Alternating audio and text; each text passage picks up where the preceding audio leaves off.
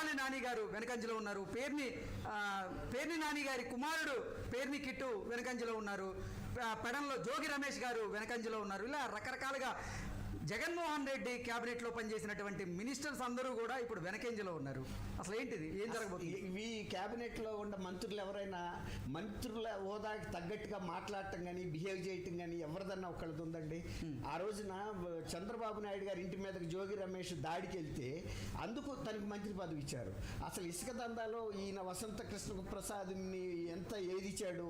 ఇప్పుడు అక్కడి నుంచేమో తవ్వుకెళ్ళింది ఈయన, నిందపడింది వసంత కృష్ణ ప్రసాద్ గారు మొదటి నుంచి ఏం చేస్తున్నాడు, జోగి రమేష్ని నా నియోజకవర్గంలో పురిగొలిపి ఇక్కడ ప్రమేయం పెంచుతున్నారు, నా ప్రతిష్టను దెబ్బతీయడానికి, నా పరపతిని దెబ్బతీయడానికి. టర్నింగ్ పాయింట్ బ్రేకింగ్ న్యూస్ ఏంటంటే కడపలో అసెంబ్లీ స్థానంలో 660 ఓట్ల మెజారిటీ తోటి తెలుగుదేశం పార్టీ ముందంజలో ఉంది.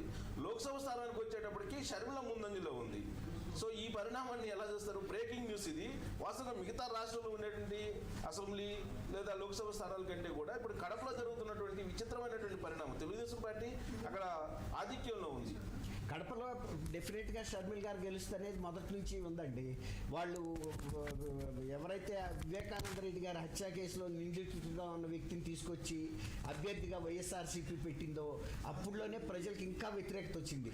వీళ్ళకి ఇంకా బుద్ధి రాలేదు. ఇలాంటి అంటే వివేకానంద రెడ్డి గారు ప్రతి ఇంటికి ఒక ఐకాన్ అండి, అందరికీ కూడా అభిమానం ఆయన అంటే.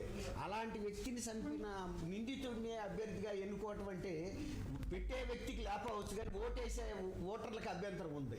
వాడు మనసు ఒప్పల ఇట్లాంటి వ్యక్తిని. అందులో ఈ అమ్మాయి ఉంది కదా షర్మిల, ఆమె రాజశేఖర రెడ్డి గారికి వారసురాలుగా భావించారు.